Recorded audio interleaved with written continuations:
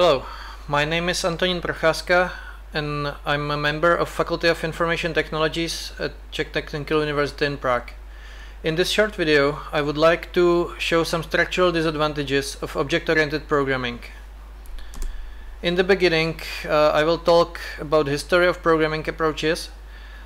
Then I will show some example with the problems I would like to mention, and in the end I will show the solution for these problems. Let's begin with the history of programming approaches. At first, we've had just simple CPU instructions written by an assembler or similar language, and this kind of approach required a lot of abstraction because the whole universe was represented by those simple instructions. So to think of those instructions as some real-world objects was really painful. So it was hard to understand and hard to maintain. If you wanted to fix some bug in existing code or add some functionality, it wasn't easy. Then we came with structured programming.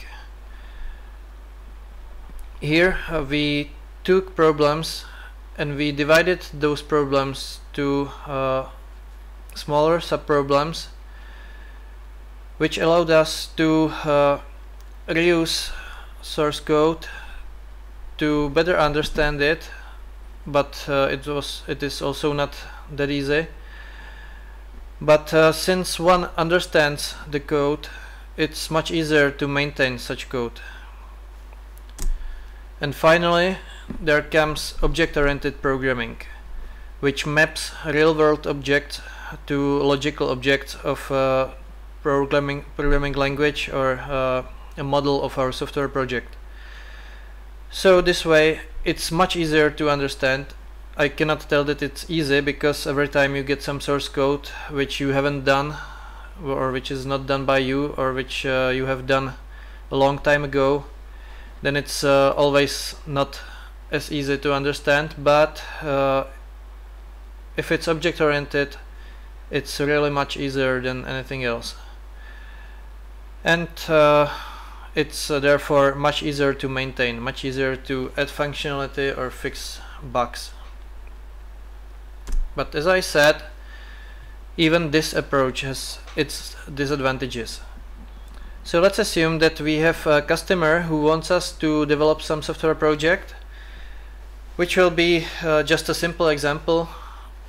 The user interface will look just like this. It will be a one window with some text boxes and buttons, and it will be able to multiply numbers and divide numbers, just as easy as this.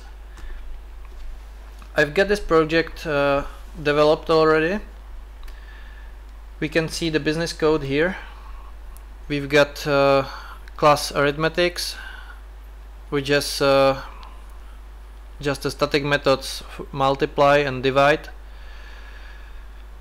and this is mapped into a user interface, which is exactly as I shown in the presentation. So if I run this code, we've got the window and we can multiply numbers. I will multiply 3 times 2, it gives us 6. 4 by 2 is 2. But if you will give this piece of software to a customer, he can just do this and it will raise an exception, which is exactly what we don't want from our software. So what is the solution for this? We have exception handling. We can use try-catch blocks. So here on a multiply, I can put this method into a try-catch block,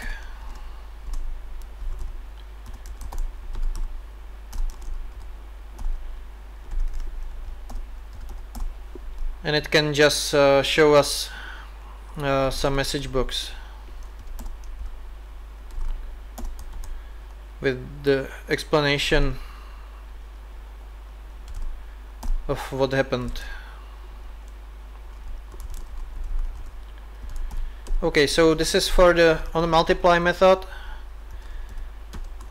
and then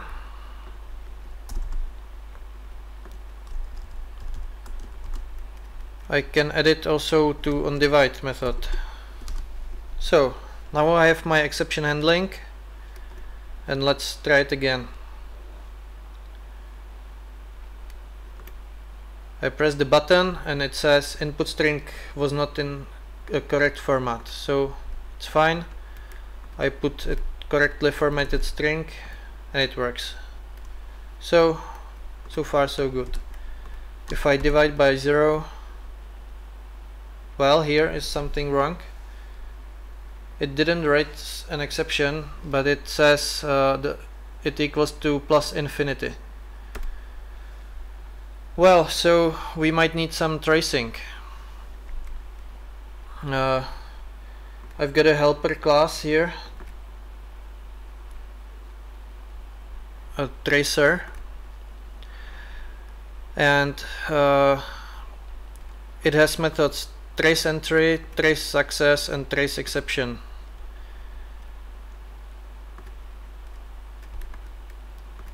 So let's add tracing. When we come into a method, we will call tracer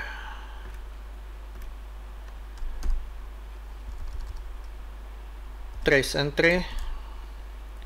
Method name is onMultiply,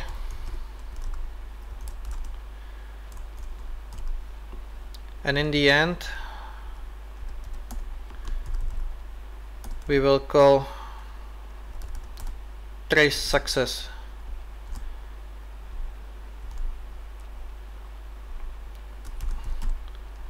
The name is the same, and the result is product.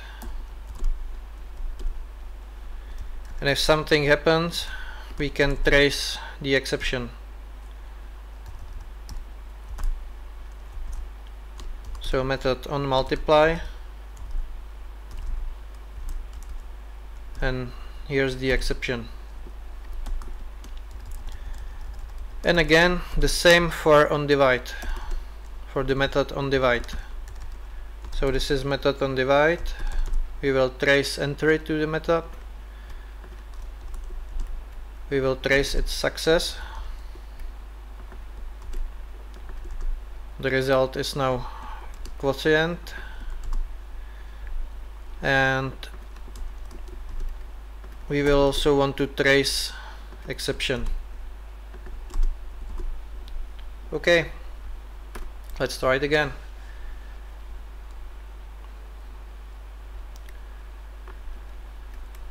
There we go. We will divide 4 by 0.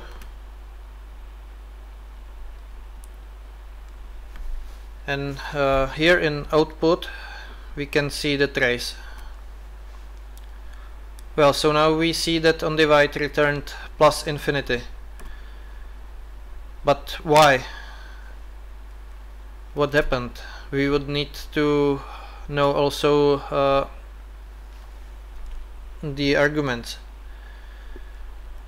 So this will require to change the trace attribute to put all the attributes into the tracing. But now I would like to show the solution. Another disadvantage of this is that for the tracing we had to put the name of the method. So if the method name is changed, we will have to change these strings, or at least one string if we'll put a constant string here. And the last but not least disadvantage of this is that everything is copied for all methods.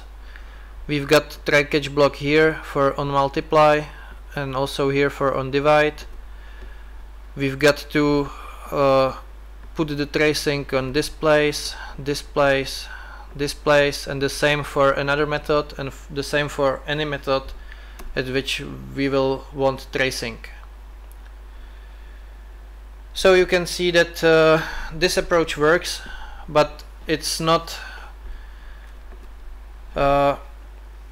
as good as we might want, because the previous code was just this, and all the rest in this method is just some extension, non-functional extension. So how to overcome this problem? The solution can be aspect-oriented programming. On this slide you can see the structure of just object-oriented programming. We've got the piece of security, of tracing, then the business code, and then again tracing, exception handling, and everything copied to another module. With aspect-oriented programming, we put the non-functional stuff into another level. I will show this on the same example, but written with aspects. So here, for example, the exception handling, we've got exception handling aspect, and this way we can put it to all user interface forms, to all methods which are handling some event. You can basically put any aspect to any method. Let's have a look at the aspect. Here is the handle exception attribute. It's called attribute because attributes are the way in C# language and also in Java how to put aspects on methods or classes. So here we have handle exception attribute. It's based on exception aspect, and there is simply overridden method called onException, which will show the message box, and it will tell the method that it should continue, it shouldn't stop or raise another exception or anything else. It will just show the message box and it will continue. And this aspect is associated with some existing classes this way. So this is the only thing which is needed to place exception handling into existing code. If we will have a look at the user interface, at the source code, there is nothing added to this source code. So this is for exception handling. For tracing, we've got another attribute. It's based on method boundary aspect, which is used for the time before entering method, after leaving method, and if the method throws an exception, then there is also some solution how to solve this by method boundary aspect. So here we have this is just a helper method. Here we have onEntry, which will use a reflection to find a name of a method, so we wouldn't need to do any changes other than renaming the method itself if we want to rename the method. And the same for onSuccess and onException. How we put the trace into our code? We put this into the business code the same way as we put the exception handling into user interface. We put tracing into our business code. You have seen that this business code is a bit different than the previous one. We have added a sleep here, so every time, and here also, so every time we multiply or divide, it takes at least 3 seconds.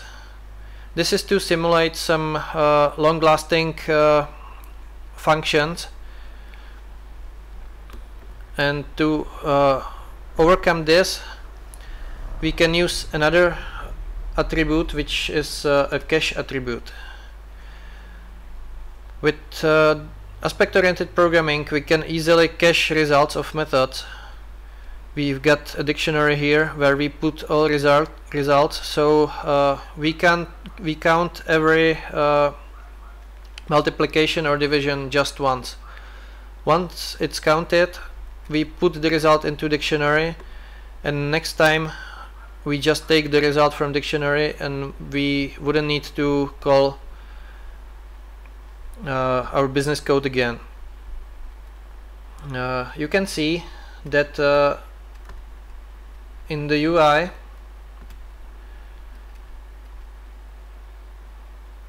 we always call the business code. So this looks like that what I've already said about caching is not right, but this is again done by applying the cache attribute. The cache attribute is applied this way. It's applied for a whole class, so all methods in class arithmetics will be cached, and so again we don't know to change the code directly, we just put attributes. So the last attribute which I would like to show, or the last aspect, is security. I've added a login form and some security classes. There is a user who has a name and a permission, a session which will store the user which is currently logged in, and a permission. We have several permissions: none, which wouldn't allow us to do anything; multiply, which will allow us to do multiplication; divide, which will allow us to do divisions; and administrator permission, which just contains all permissions. So we can do anything, multiplication, either division, or anything else which will be added to this enumerator. And back to the business code. Here I've added the security aspect, which has some attribute in which I will tell which permission is needed to call this method. So here for multiplications I have multiply permission, and for division I have divide permission. If we will take a look at the security attribute, the security aspect source code, we just store the information about the required permission, and here, because it's also based on method boundary aspect, we will check if the user has right for the required permission, and if not, we will just throw an exception. You can see that I've put an aspect priority here. This is to order the aspects, because since I will be throwing an exception here, I will need also to have the exception handling working. So let's try everything together. I will start the program.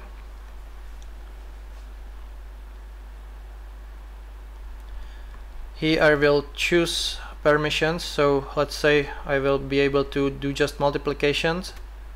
I will log in, and here I will try to press the equals button, and it says that input string was not in the correct format.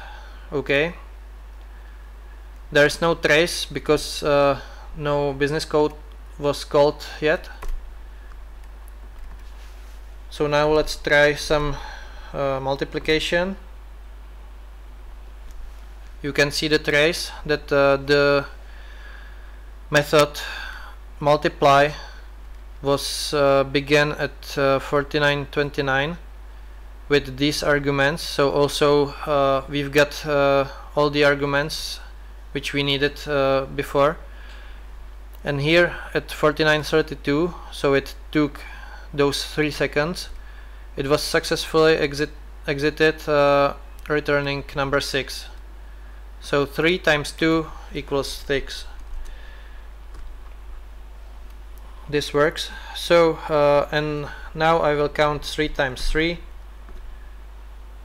Again, we will have to wait for 3 seconds, and it's 9. And now if I go back for 3 times 2, it's immediate. And no trace is here because everything was written from cache, so the business code was not called. So this was a basic example. I haven't gone too deep to aspect-oriented programming. I have just shown how this can help us with readability of code. So there is now no duplicated code. It's much easier to understand because we have just the business code, nothing else, just the functional aspects. The non-functional aspects is written just by attributes of methods and classes, and therefore it's really much easier to maintain. Another advantage of this is also that it doesn't require the developers to know everything about all non-functional requirements or non-functional code. For example, the security is written once, and then there is this simple way to apply security.